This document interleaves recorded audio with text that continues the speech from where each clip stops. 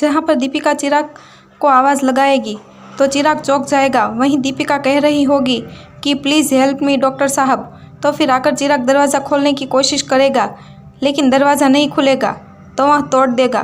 फिर अंदर जाकर बिरजू की धुलाई करता हुआ नजर आएगा और उनसे कहेगा कि तुम्हारी हिम्मत कैसे हुई एक अकेली लड़की पर हाथ डालने की। लेकिन बिरजू भी चिराग को मारने जाता है, लेकिन चिराग उसको पकड़कर बहुत ही जोरदार की धुलाई कर देता है। वहीं बिरजू वहां से भाग जाएगा।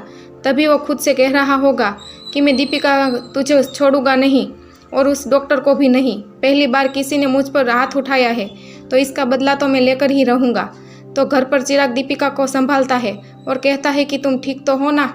उसी वक्त यशवंत घर पर आ जाएगा और घर की हालत को देखकर दीपिका के पास आकर कहेगा कि यह सब कैसे हुआ। लेकिन दीपिका उनसे छुपाने की कोशिश करती है। तो चिराग कहेगा कि आपने दीपिका जी के लिए रिश्ता ढूंढा था, उसके बारे में जाना था या नहीं। तो ये बात सुनते यशवंत के होश उठ जाते हैं। लेकिन दीपिका कहेगी कि सब कुछ ठीक है और आप टेंशन मत लीजिए, आपने तो मेरे लिए सही रिश्ता ढूंढा होगा, लेकिन आपको थोड़े ना पता था कि यह आदमी ऐसा निकलेगा।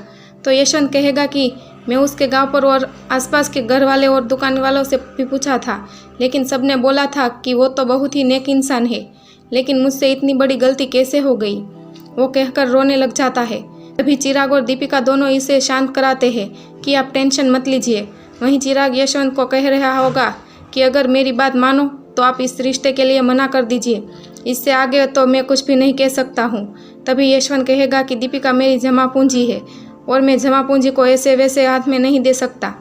अच्छा हुआ पता चल गया, वरना बहुत देर हो जाती। फिर चिराग जब जा रहा होगा तभी दीपिका उसके पास आकर उनके मलहम पट्टी भी करती हुई नजर आएगी और दोनों के बीच में नज़दीकियाँ भी बढ़ेगी।